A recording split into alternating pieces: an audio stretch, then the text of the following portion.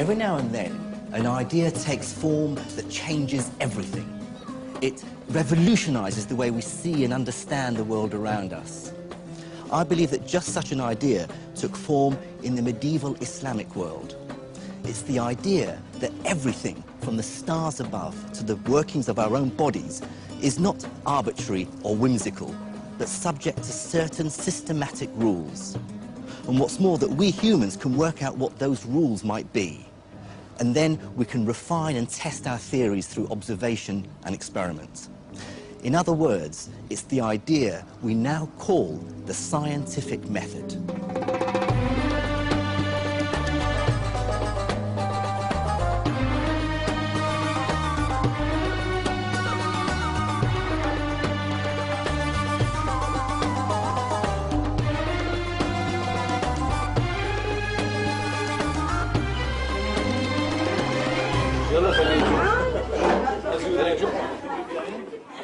For me, the story of the scientific renaissance that took place in the medieval Islamic world is a personal one. This is my cousin Samir's house in the Iranian capital, Tehran. I haven't seen some of the relatives on my father's side of the family in over 30 years. This is my not so tall but very beautiful Auntie Anisa. The Al-Khalili family is originally from the city of Najaf in Iraq, south of Baghdad. In fact, I grew up in Iraq. But when Saddam Hussein came to power, the family split. Many of the Al-Khalilis fled here to Iran. As my mother's English, I came to Britain with my parents. There, I pursued my passion for science, and am now a professor of physics at the University of Surrey. But now, I find that my own scientific work and my Arabic and Islamic heritage are intertwined. On my journey through the Middle East, I discovered that an astonishing leap in scientific knowledge took place here 1,000 years ago, under a powerful and flourishing Islamic empire. Wealthy, powerful, successful cultures will produce enormous advances in understanding and in technique. And that's just what we find in Islam, in Baghdad, under a series of successful, powerful, wealthy, and self-confident Islamic regimes. Over 1,000 years ago, the Islamic Empire was the largest in the world. It governed an estimated 60 million people. That was over 30% of the world's population. I found an archaeological fragment of this glorious past in a suburb of Tehran, not far from my cousin's house. These ancient walls, tucked behind a back street on the outskirts of southern Tehran, are literally all that remain of the ancient city of Ray, a city that the great Persian geographer Al-Muqaddasi described as one of the glories of Islam.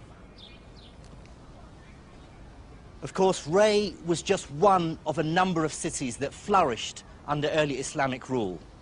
From Baghdad, its capital, the empire spread across thousands of miles, from North Africa through to Central Asia. Cities like Al-Askar, Basra, Merv, Gurganj, Bukhara, each powerful and thriving cities. Each would have been rich in trade, alive with culture. Each would have had its own libraries, its own academies. These were powerhouses of the new science. This really was a golden age. Think of that span of land. This is larger than any empire human civilization had ever known. Within that span of land, you can plug in the Roman Empire and it will fill just maybe, what, 1/3 of it, 1/2 of it, or something like that.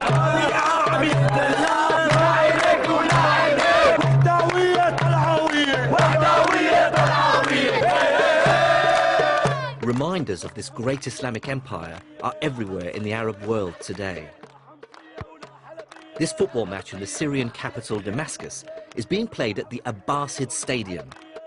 That's the name of the family who ruled the Islamic Empire from 750 to 1258 AD. هذول اجوا بعد عهد الأموي وعملوا حضارات بناء.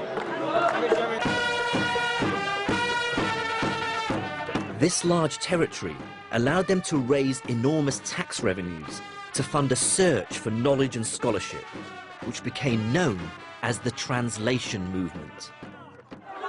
They sent scholars around the known world to gather up great books and have them translated into Arabic. It's a legacy that's still alive in the minds of most modern Arabs. الجماعة اهتموا بالفكر بالفلك وقدموا يعني طوروا تقويم الشهر كمان وعربوا الكتب اليونانية واهتموا بالعلم كثير والطب والهندسة وكل For medieval Islamic leaders, scientific knowledge was crucial to successfully running a vast empire.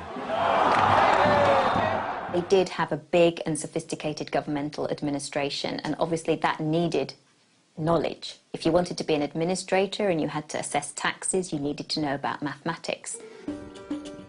It also wants to be able to build monumental buildings. That requires the knowledge of architecture and, again, mathematical skills to construct fine buildings safely. Medicine, just to keep the elite happy and healthy. And those are the areas of knowledge which are first translated from other languages into Arabic.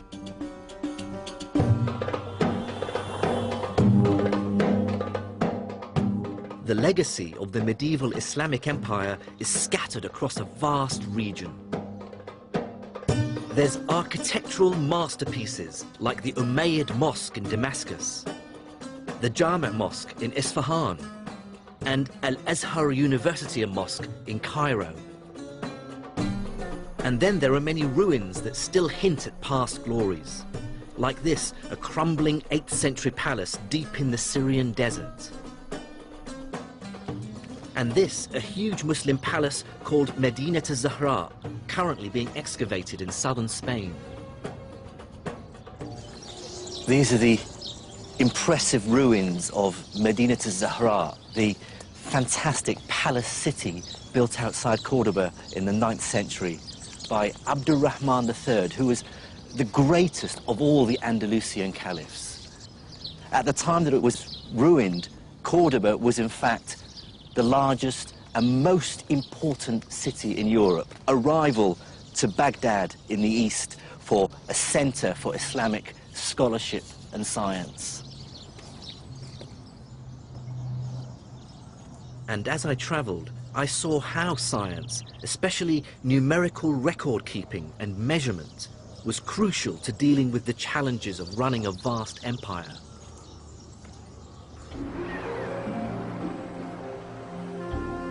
This is the mighty River Nile as it flows through the Egyptian capital, Cairo. Since antiquity, its unpredictable floods have determined the fate of Egypt's people, bringing years of lean and plenty. By the 8th century, Cairo was part of the Islamic Empire, and the new rulers took the first step to understanding this mighty river in a scientific way. They built a device to measure it.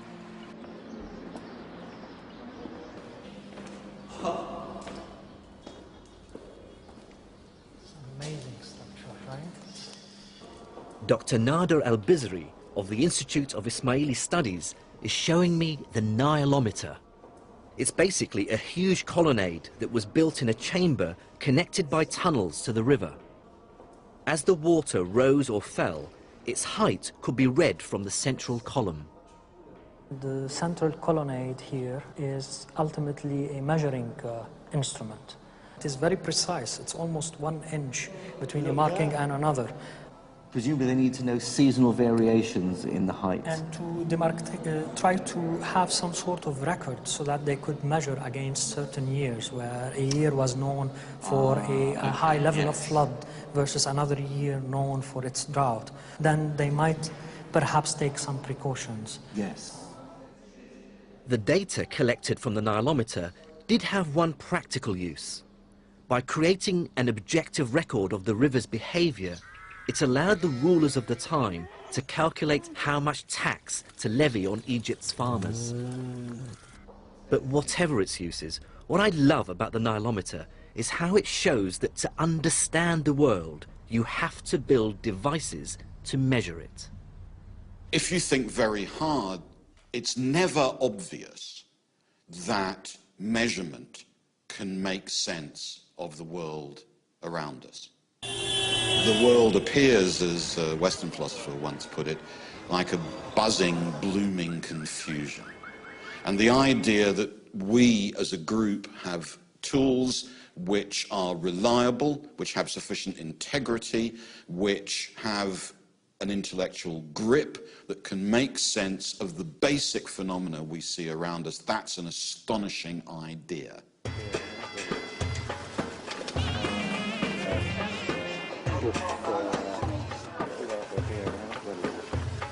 And one medieval Islamic ruler made measurement a personal obsession, giving it a scale and ambition that was truly unprecedented. His name was El-Ma'mun, and he became the caliph or ruler of the Islamic Empire in 813 AD. El-Ma'mun lived in a culture without portraiture, so all we have are later impressions of what he might have looked like. El-Ma'mun funded a range of scientific research, but one particular project was a personal favorite of his. And given that he ruled over such a large territory, it's hardly surprising what it was: map-making. In the second decade of the 9th century AD, El-Ma'mun commissioned a new map of the world, and his scientists did a pretty impressive job. It was a vast improvement on all maps that had come before. What we see here is that they've really got the Mediterranean, its shape and how it links in with the Black Sea, the Middle East, even the whole of Asia as far as China and Japan. They've even got the Indian Ocean and the east coast of Africa. It all looks pretty impressive for the known world at the time. Of course, what El-Ma'mun ultimately wanted to know was how much of the Earth as a whole did he possess? And this begged the question, just how big is the Earth?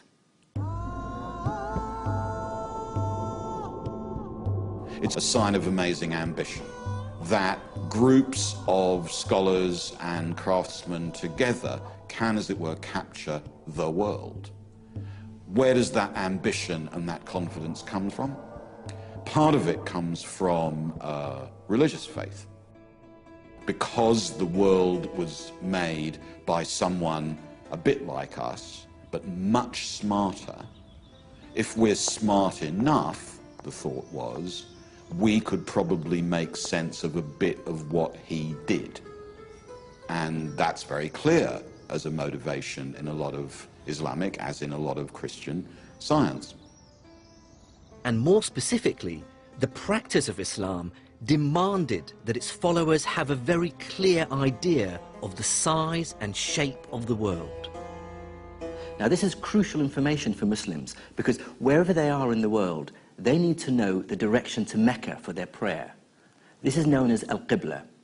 Now, over such a large territory, finding the direction to Mecca is not a trivial problem. This problem was wonderfully illustrated when a mosque was built recently in Washington, D.C. Some worshippers were confused because the direction they were told to face when praying was slightly north and not southeast as they expected. After all, Mecca is southeast of Washington, and on a flat map, it does appear to lie in that direction. But on a curved sphere, the shortest distance between any 2 points follows what's called a great circle. So, for example, this great circle lying between Washington and Mecca is quite different to what you might expect. So the direction to Mecca from Washington actually points slightly northeast rather than southeast. Of course, this is complicated stuff, but the key point for Islamic scholars is that knowing the direction to Mecca requires a knowledge of how steeply the earth curves. And that means knowing how big it is. So Al-Ma'mun commissioned his very best scientists to measure it. Hello. Hello. Mr. Sami. I'm Jamal Khalili. Nice to meet you. To understand how they did it, I'm meeting up with Professor Sami Chaloubi from Aleppo University in Syria, who's an expert in early Islamic Come and science. join me. عندما قسمها على 7.5 عندما قسمها على 7.5 Professor Chaloubi began by explaining the measuring technique, which Al-Ma'mun's scientists first used and which they had inherited from the Greeks. We're now talking about this, the earlier Yes. Aristophanes technique of measuring the circumference. It was repeated again by the Abbasid astronomers, was to measure the distance between 2 points and then look at the angle of inclination of the sun. So in Egypt, in Aswan down in the south, they regard the sun as being vertical. This is near to the equator.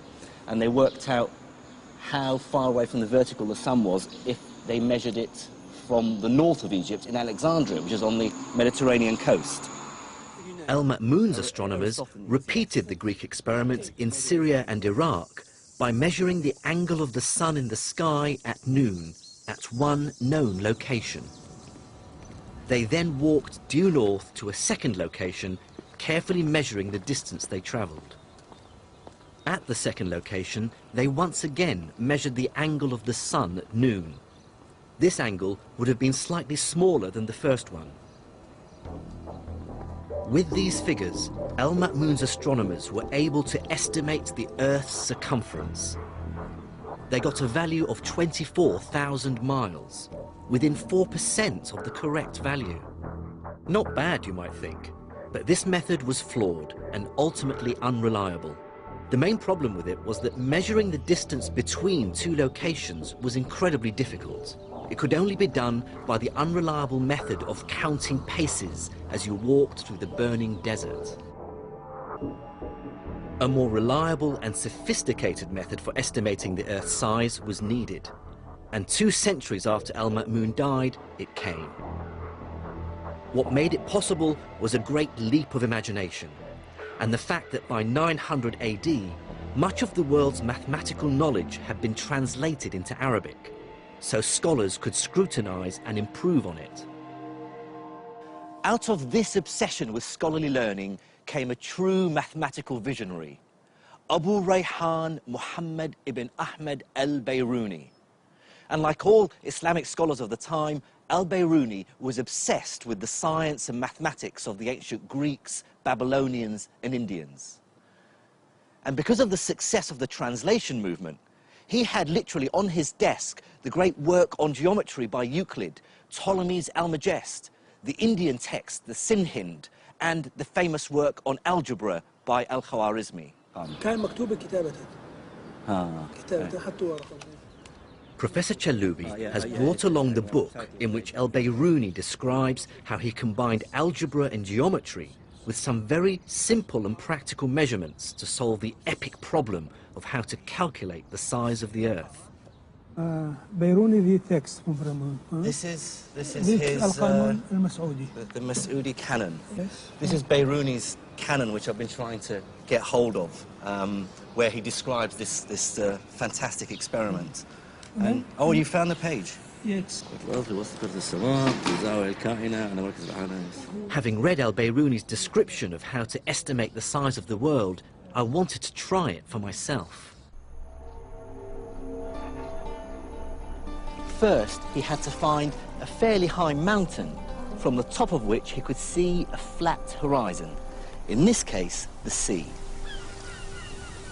What I love about this story is that with a few simple measurements around this small mountain peak, you can work out the size of the whole world. Al-Bayruni's first step was to work out the height of the mountain.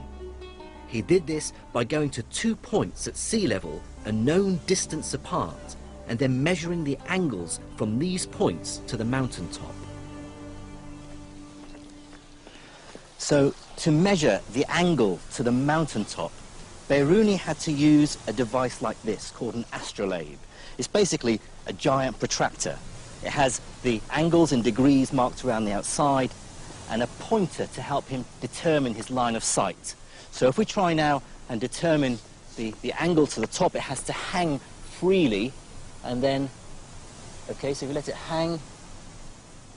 I'd like to stress, if you haven't noticed already, that Al-Biruni would have made his measurements more meticulously than I am. He did them again and again to get consistently reliable results. Okay, that's about it. And that is 24.5 degrees. Okay, so now we've determined one angle. We now have to go and pick our second spot along the beach.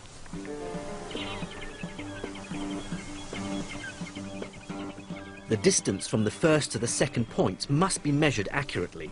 In this case, it's 100 meters, and the 2 points must be in a straight line with the mountain.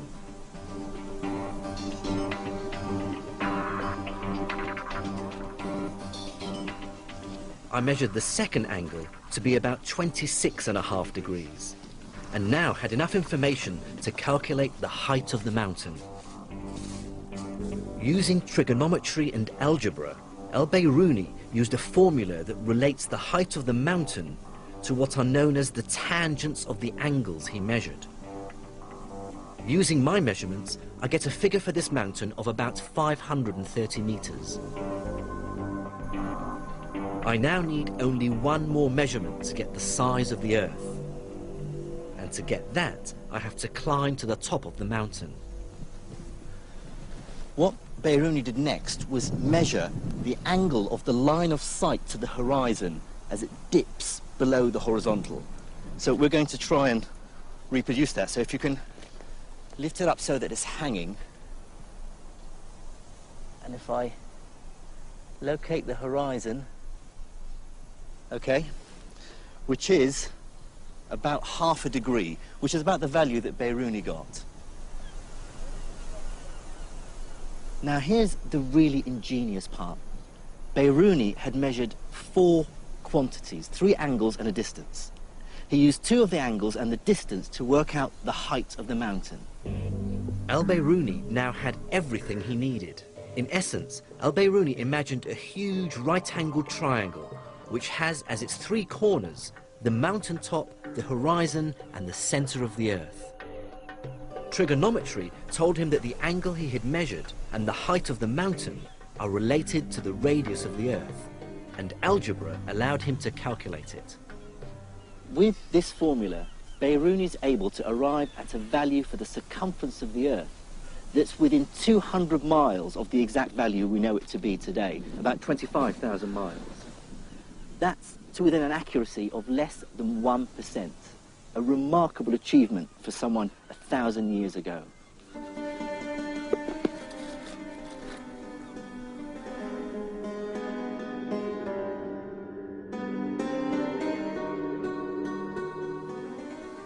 For me, Biruni's experiment is an early dramatic example of a scientist using mathematical reasoning to extend humanity's reach. He really pushes the idea that abstract geometrical rules governing idealized shapes like perfect circles and triangles can help us to comprehend the real world.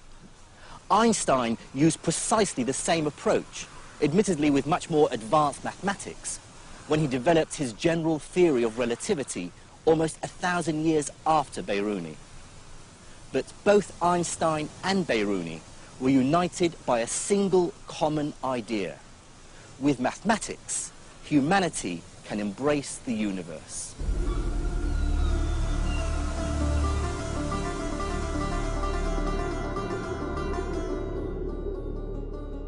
In this story of the birth of the scientific method, the Islamic scholar's ability to master sophisticated mathematics is the first crucial ingredient.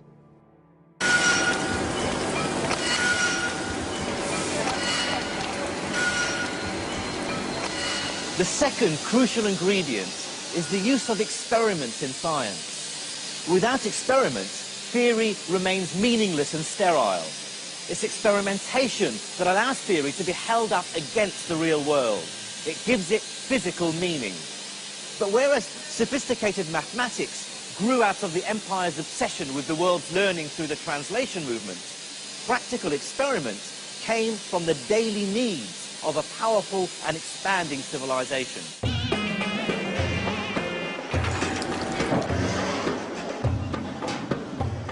The driving force of the expanding medieval Islamic empire was trade.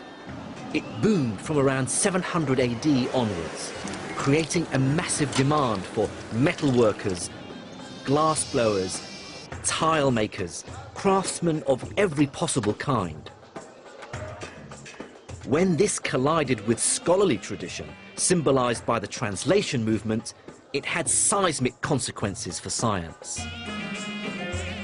The sciences absolutely depend, astronomy is a wonderful example, chemistry is another, on really intense relationships between craft traditions of instrument making, of working with metal and fire, of working with medicines, drugs, plants, and scholarship, highly sophisticated literary and mathematical analysis.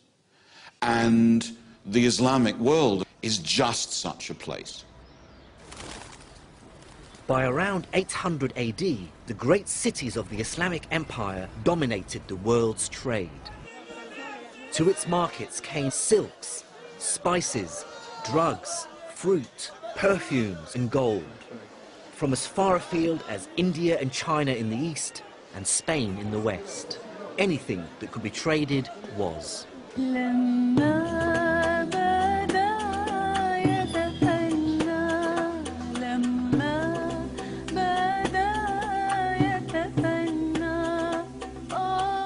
A wonderful relic of this medieval trade boom are the great caravanserais, like this one in the Syrian capital, Damascus.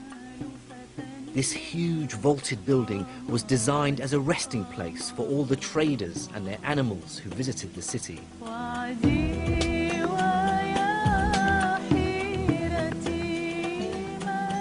On their ground floors were wide spaces for animals and goods.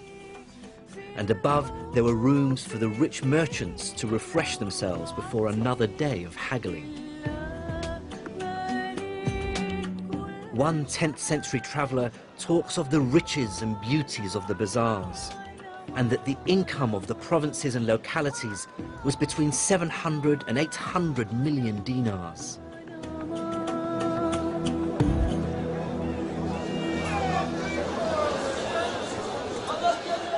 Markets like this in the Egyptian capital Cairo still capture the intensity of medieval trade.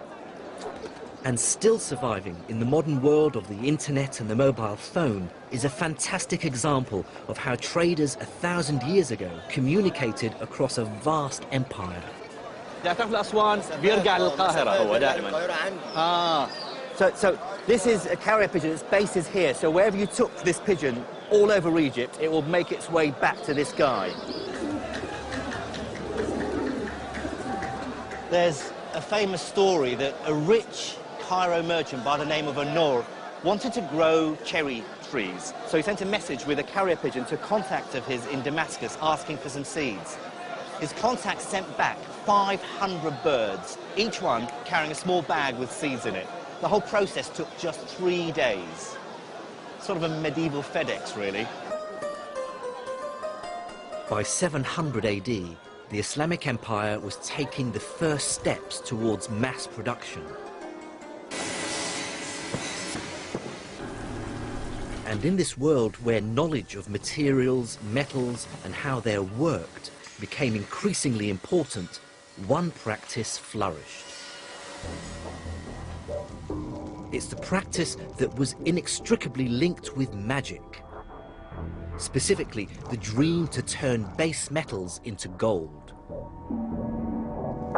The mysterious practice of alchemy. The ancient art of alchemy was a mystical system of belief based on spells, symbols, and magic. But I believe it took Islamic scholars to turn this quasi-religion into something much more scientific. Chemistry. Increasingly, the knowledge of the alchemists found more and more practical applications. For instance, when, during the last decade of the 7th century, the ruler of the Islamic Empire, Abdul Malik, made the bold decision to create a common currency for all his dominions, he turned to alchemists for help. The proportion of gold to other alloyed metals that you have to put into the dinar to make the dinar usable. Otherwise, pure gold will become very soft and you can't use it. So that proportion is adjusted by, believe it or not, in this period, the alchemists. It is the alchemists who knew how to combine metals together and how to get the proportions of this gold to silver and gold to bronze and so on.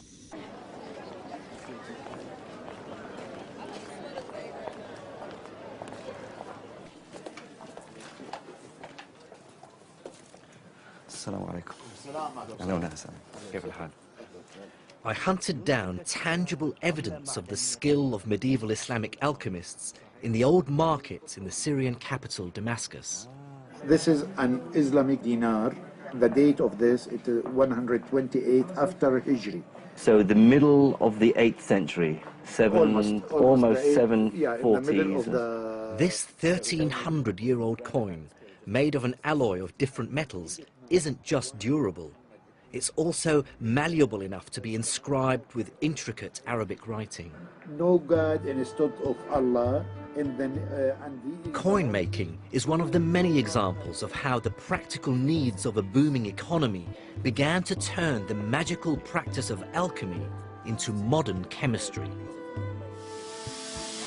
What's striking about chemistry in the medieval Islamic world is the sheer quantity of manuscripts that deal with the subject. There are literally thousands that survive, dealing with subjects as varied as metallurgy, glass making, tile making, dyeing, perfumery, weaponry. There's even a description on how to distill alcohol. All this activity clearly points to a bustling economy, with consumers, soldiers, engineers, architects, all demanding innovation and all demanding new technology. A great example of applied chemistry in the medieval Islamic world was the manufacture of soap. This stuff, solid soap that you can really clean yourself with, was virtually unknown in Northern Europe until the 13th century, when it started being imported from Islamic Spain and North Africa.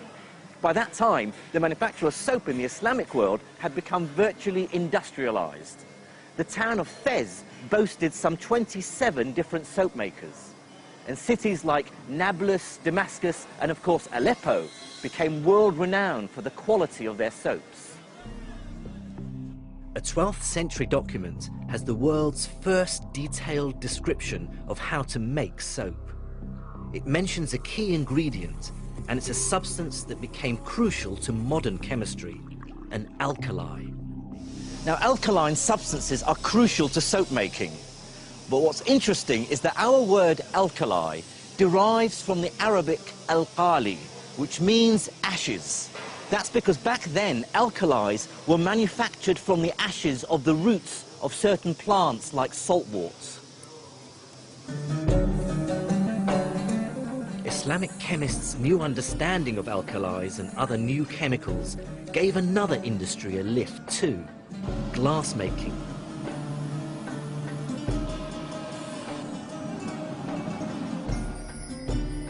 The Islamic chemists discovered that they could change the color of glass using newly discovered chemicals like manganese salts. And they built industrial furnaces, some several stories high, to manufacture glass in huge quantities. The legacy of their skills can still be seen in beautiful stained glass windows. Islamic chemists also developed many other colors, pigments and dyes, using their new alkalis and metals like lead and tin. These helped architects to decorate mosques, like this one in the Iranian city of Isfahan, in a glorious range of colors and designs.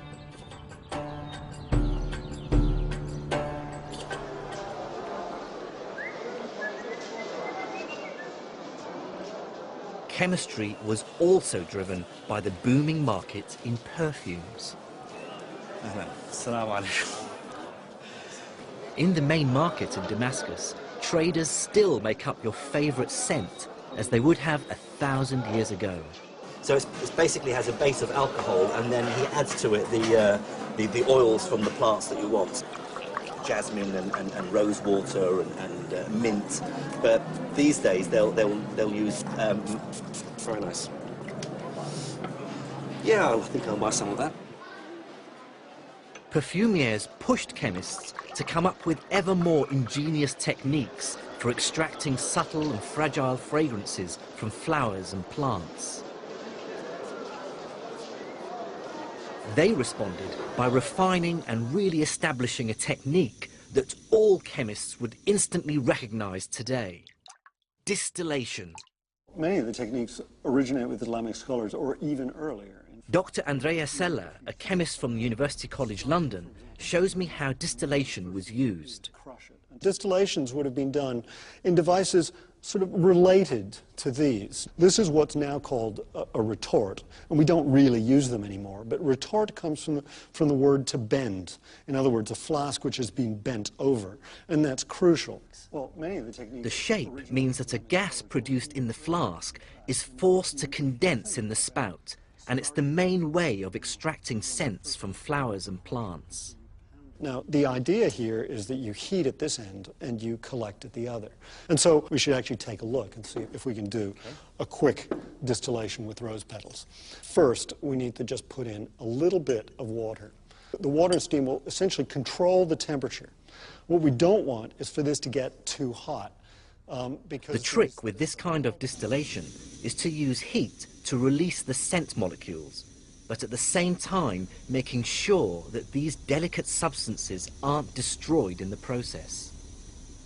You actually use the steam to control the temperature, and the steam will carry those smells over. You can see the liquid coming up, condensing in the long tube. And there is already liquid coming over. Through, yeah. And that should be carrying with it some of the sort of rose water smell. Yes, you can really smell it. This picture shows a 14th century perfume distillery. Middle Eastern perfumes were known to have been sold as far away as India and China. The Islamic chemists also played a pivotal role in another more gruesome industry: weaponry. Historical records during the Crusades talk in terrified tones of how the Muslims would attack the Christians with burning missiles and grenades, striking fear into the hearts of the defenders. Many of these use a substance known as Greek fire.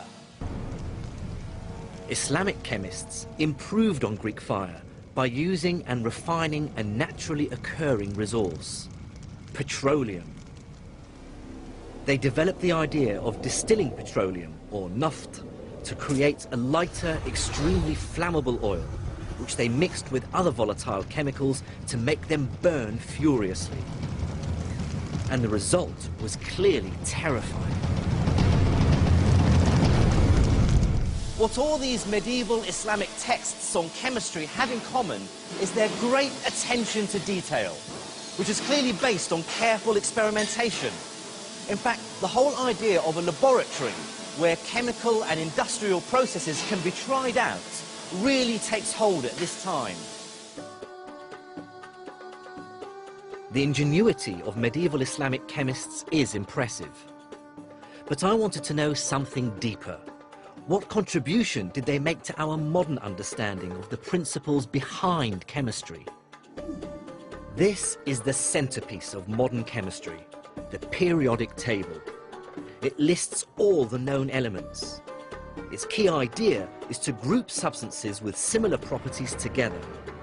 On the far right, for instance, are the inert gases. On the far left are the volatile metals. The periodic table is a triumph of classification, giving scientists a way of organizing their knowledge of the material world. Classification is simply a way to think clearly.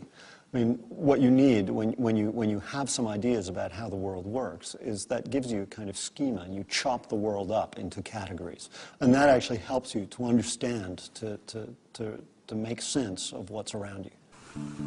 People have been trying to classify the material world since ancient times. The Greeks, for instance, thought there were just 4 worldly elements: air, earth, fire, and water. But this idea was a philosophical one and had little practical value. And that's what medieval Islamic chemists really changed. They used experimental observations to classify the stuff the world is made of. At the forefront of this was a medieval Islamic doctor and chemist called Ibn Zakaria al-Razi, who was born here in the city of Ray, just outside the Iranian capital Tehran, in 865 AD. Al-Razi's classification was very different from the Greek one. He argued, for instance, that minerals, roughly stuff we dig out of the ground, should be classified into 6 groups, depending on their observed chemical properties. The same guiding principle that lies behind the modern periodic table. Now, what I've done is I've brought materials from his classification scheme. And we have here what he called the spirits. We have the metallic bodies, we have the stones, then we have the attriments, the salts, and finally the boraxes. Each of Al-Razi's groups had a profoundly different experimental behavior. For instance, spirits were flammable. The metals were shiny and malleable. Salts dissolved in water. Of course, these classifications are not the way we do it today. But the point is that for the first time, Al-Razi was grouping substances on the basis of experimental observations, not philosophical musings. We've come over 1,000 years since the work of Al-Razi. What sort of debt does modern chemistry owe to him for his classification? Well, I think with Razi we start to see the first classification which really leads on to further experiments, the first schema which allows people to start doing rational work. And so really he lies at the start of almost formal chemistry, which ultimately leads to our periodic table.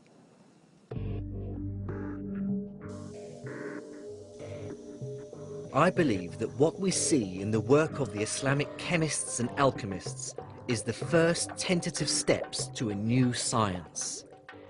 Yes, by our standards, it contained a lot of magic and mumbo-jumbo, but it placed an emphasis on experimentation that was truly revolutionary. But bigger and better was to come, because Islamic mathematics and the experimental techniques of Jabir ibn Hayyan and Al-Razi were about to be welded together in a completely innovative way that would revolutionize their work and create the modern scientific age.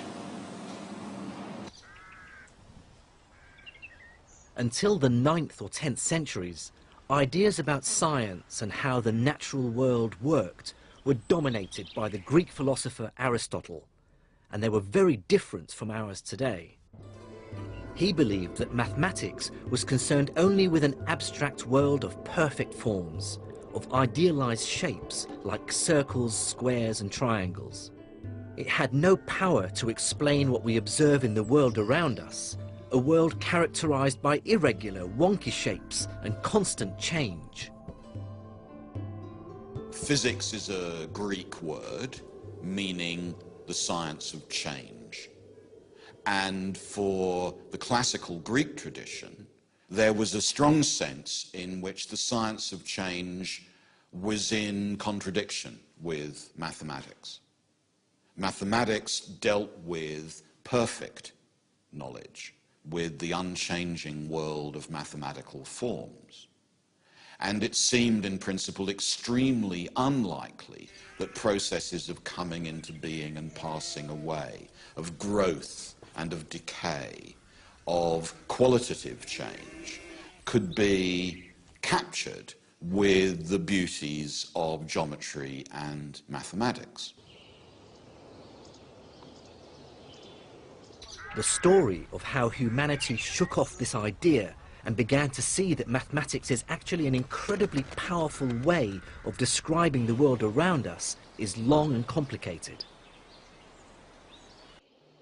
But for me, Islamic scientists played a crucial role, and I believe one man really led this movement to turn mathematics from a language of abstract thought into a truly practical science.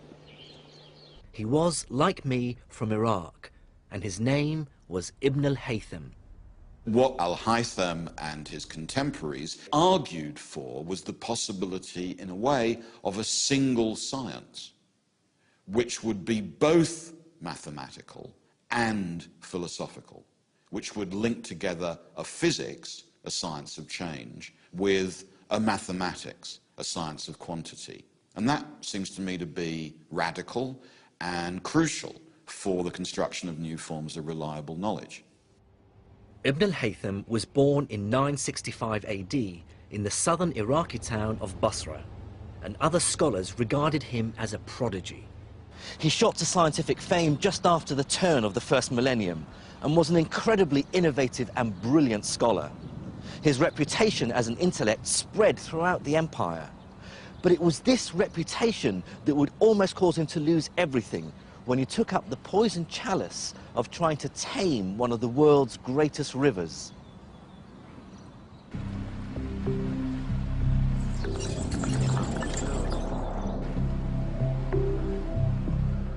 There's a wonderful, if suspiciously apocryphal story about how Ibn al-Haytham's career as a scientist was transformed.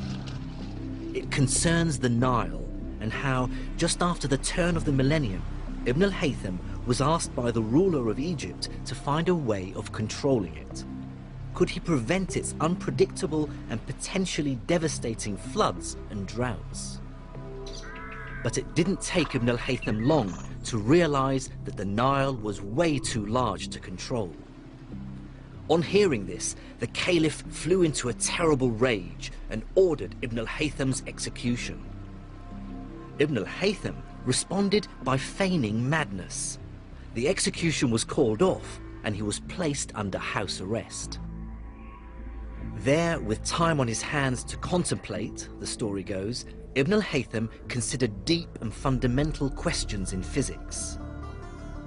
And he began with a truly enigmatic and universal problem. He asked if the wonderful and entirely mysterious nature of light and vision could be explained by mathematics and geometry.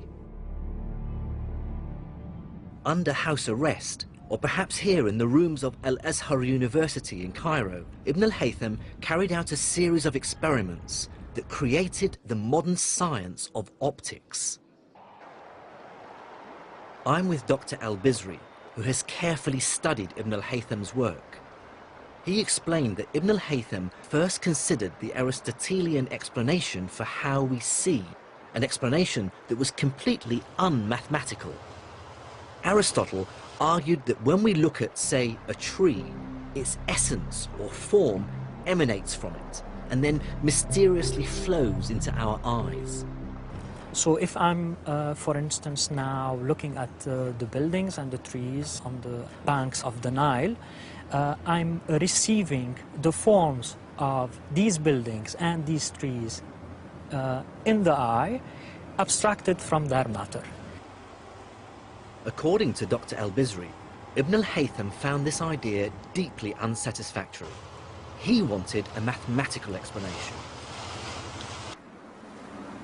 And looking back at existing Greek writings, he found one, although it was obscure and bizarre. This idea claimed that we see because light rays come out of the eye. Ultimately, it says that vision occurs by way of the emission from the eye of light that is shaped in the form of a pyramid or a cone. This cone-shaped beam illuminates what we're looking at and is defined by nice geometric straight lines. It seems Ibn al-Haytham liked this mathematical approach, but immediately spotted its flaws.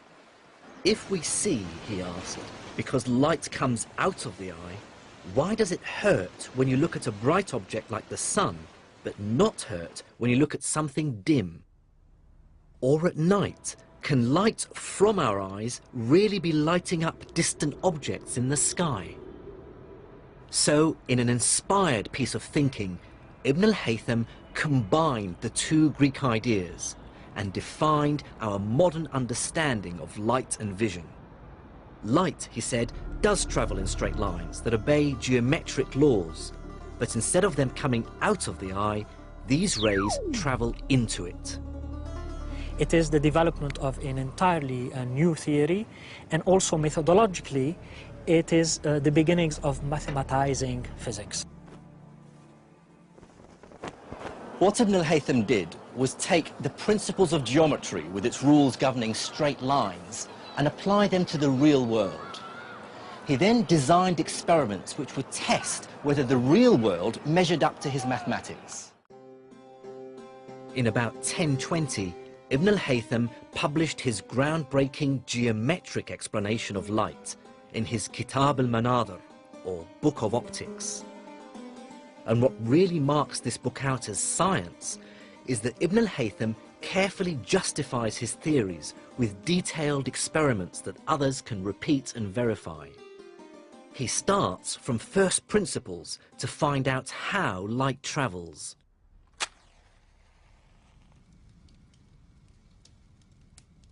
For his first experiment, Ibn al-Haytham wanted to test the idea that light travels in straight lines. Now, to do this, he took a straight tube on which he'd drawn a straight line down the side and a ruler, again with a straight line down the length of it. And by matching the two together, he was convinced then that the tube was straight. Now, if he uses it to look at an object, in this case a candle, he can see the candle through the tube, which is good evidence that the light is travelling up in a straight line. But just to be sure, he then blocked the end of the tube. And then, by looking at the candle again, of course, he can't see it, because what this does is confirm that the light doesn't travel to his eye via any other route in a curved path outside the tube, proof that light only travels in a straight line. Now, this might sound quite trivial and obvious to us, but Ibn al-Haytham was starting from first principles. Then, through experiment, he extends his light travels in straight lines idea to many other phenomena. He explains how mirrors work by arguing that the angle the ray comes in at is the same as the angle it bounces off at. He explains what we now call refraction, why objects look kinked in a glass of water, arguing that light rays bend when they move from one medium to another. And then he tackles the nature of vision. Ibn al-Haytham wanted to understand how an object makes an image on the retina of the eye. So he built what he believed was a stripped-down version of the eye, which is basically a black box with a tiny hole in it. This is what we call today the camera obscura. He next took his subject, in this case Anna, who's very brightly lit, and we now go inside the box to see what the image looks like. Now that I'm inside the camera obscura and I've allowed my eyes to get used to the dark, we can open the hole. And there we clearly see the image of Anna waving on the screen. But the image is inverted because light travels in straight lines, and so the light from her head has to move diagonally downwards to hit the bottom of the screen, and light from her feet travels diagonally upwards to hit the top.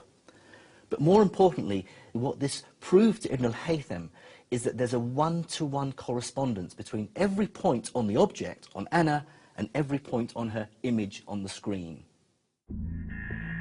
Just like a modern scientific paper, the attention to detail in the Kitab al-Manadhir is incredible.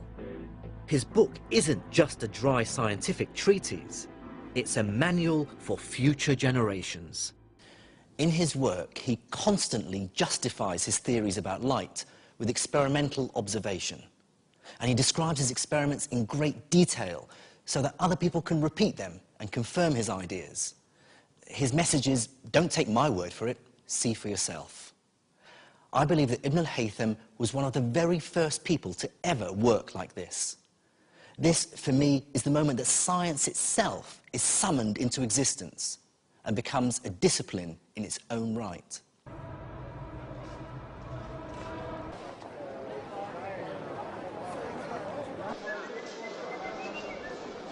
What I find so impressive about Ibn al-Haytham is how once he arrives at his mathematical theories, he then uses them to extend our knowledge of the real world.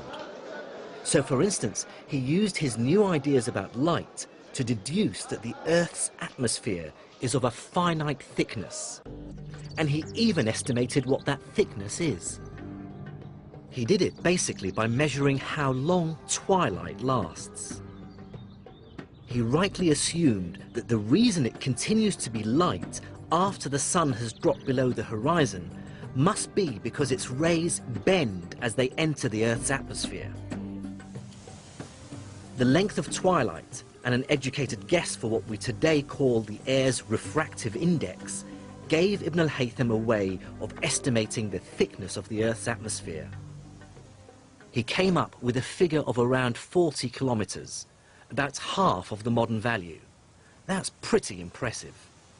It really shows how mathematics extends the power of science to explain.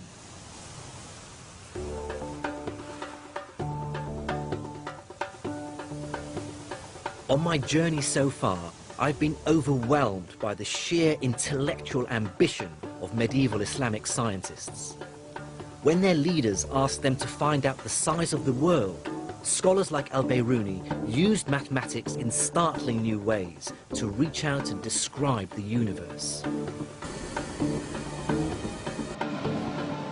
And as trade and commerce boomed, scientists like al-Razi responded by developing a new kind of experimental science, chemistry.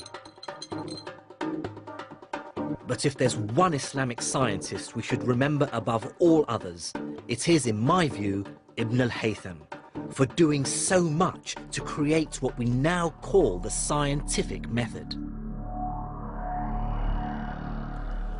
The scientific method is, I believe, the single most important idea the human race has ever come up with. There is no other strategy that tells us how to find out how the universe works and what our place in it is.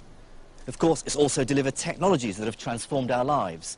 So the next time you jet off on holiday, or use a mobile phone, or get vaccinated against a deadly disease, remember Ibn al-Haytham, Ibn Sina, al-Biruni, and countless other Islamic scholars 1,000 years ago who struggled to make sense of the universe using crude mirrors and astrolabes.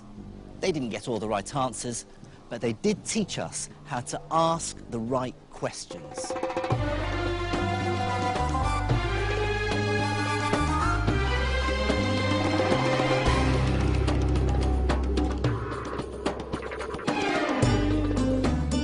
In the next episode, I travel to Syria and northern Iran to find out about the great Islamic scientists who revolutionized astronomy, making it a truly modern science. And I'll also discover how the man many consider to be the father of the European scientific renaissance, Copernicus, borrowed from Islamic astronomical theories. And I'll unravel the mystery of how the golden age of Islamic science came to an end. And there's more from Science and Islam next week.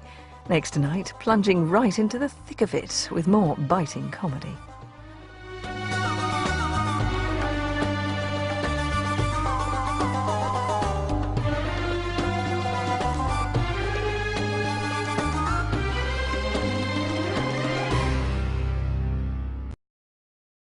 Each powerful and thriving cities, each would have been rich in trade, alive with culture, each would have had its own libraries, its own academies.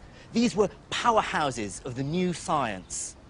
This really was a golden age. Think of that span of land. This is larger than any empire human civilization had ever known. Within that span of land, you can plug in the Roman Empire and it will fill just maybe, what, 1/3 of it, 1/2 of it, or something like that.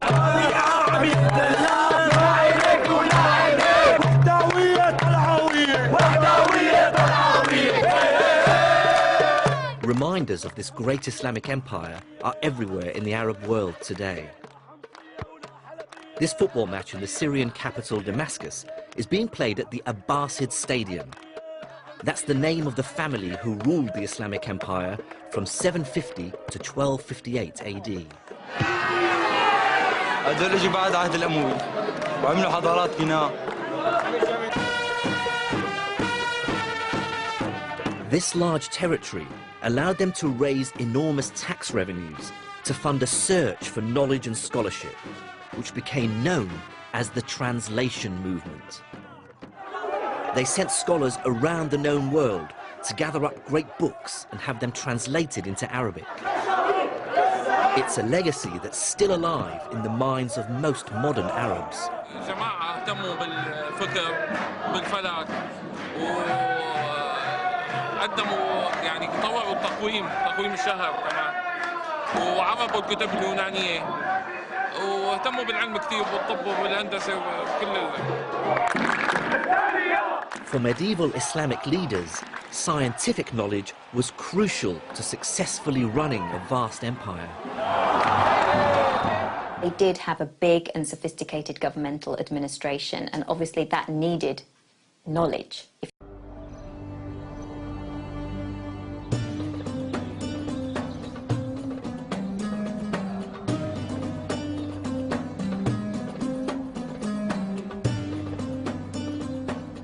Every now and then, an idea takes form that changes everything.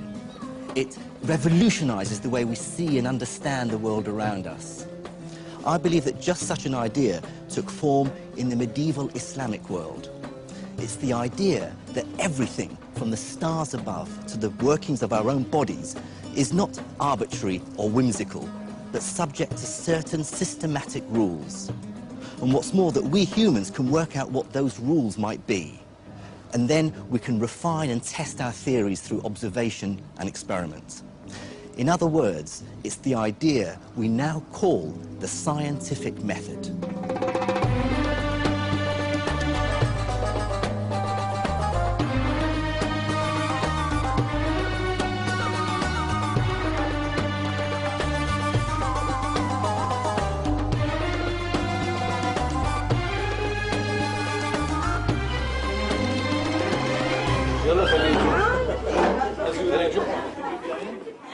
For me, the story of the scientific renaissance that took place in the medieval Islamic world is a personal one. This is my cousin Samir's house in the Iranian capital, Tehran.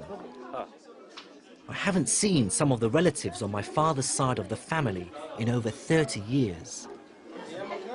This is my not so tall but very beautiful Auntie Anisa. The Al-Khalili family is originally from the city of Nejaf in Iraq, south of Baghdad. In fact, I grew up in Iraq. But when Saddam Hussein came to power, the family split. Many of the Al-Khalilis fled here to Iran. As my mother's English, I came to Britain with my parents. There, I pursued my passion for science, and am now a professor of physics at the University of Surrey. But now, I find that my own scientific work and my Arabic and Islamic heritage are intertwined. On my journey through the Middle East, I discovered that an astonishing leap in scientific knowledge took place here 1,000 years ago, under a powerful and flourishing Islamic empire. Wealthy, powerful, successful cultures will produce enormous advances in understanding and in technique. And that's just what we find in Islam, in Baghdad, under a series of successful, powerful, wealthy, and self-confident Islamic regimes. Over 1,000 years ago, the Islamic Empire was the largest in the world. It governed an estimated 60 million people. That was over 30% of the world's population. I found an archaeological fragment of this glorious past in a suburb of Tehran, not far from my cousin's house. These ancient walls, tucked behind a back street on the outskirts of southern Tehran, are literally all that remain of the ancient city of Ray, the city that the great Persian geographer Al-Muqaddasi described as one of the glories of Islam. Of course, Ray was just one of a number of cities that flourished under early Islamic rule. From Baghdad, its capital, the empire spread across thousands of miles, from North Africa through to Central Asia. Cities like Al-Askar, Basra, Merv, Gurganj, Bukhara. If you wanted to be an administrator and you had to assess taxes, you needed to know about mathematics. It also wants to be able to build monumental buildings. That requires the knowledge of architecture and, again, mathematical skills to construct fine buildings safely. Medicine, just to keep the elite happy and healthy. And those are the areas of knowledge which are first translated from other languages into Arabic.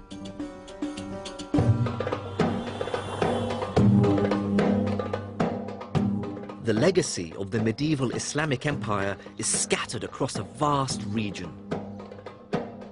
There's architectural masterpieces like the Umayyad Mosque in Damascus, the Jami' Mosque in Isfahan, and Al-Azhar University Mosque in Cairo. And then there are many ruins that still hint at past glories, like this, a crumbling 8th century palace deep in the Syrian desert. And this, a huge Muslim palace called Medinat al-Zahra, currently being excavated in southern Spain. These are the impressive ruins of Medinat al-Zahra, the fantastic palace city built outside Cordoba in the 9th century by Abdurrahman III, who was the greatest of all the Andalusian caliphs.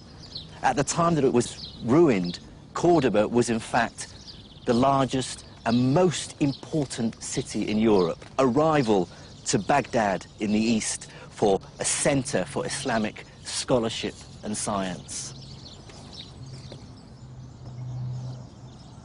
And as I traveled, I saw how science, especially numerical record keeping and measurement, was crucial to dealing with the challenges of running a vast empire.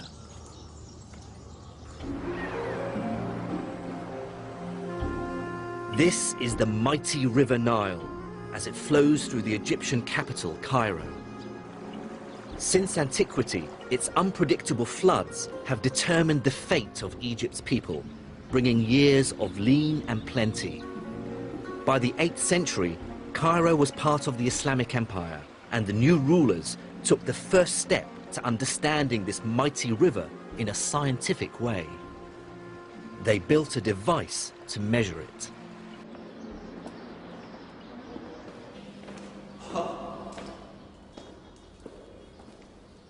Amazing structure, right? Dr. Nader Al-Bizri of the Institute of Ismaili Studies is showing me the Nilometer. It's basically a huge colonnade that was built in a chamber connected by tunnels to the river. As the water rose or fell, its height could be read from the central column.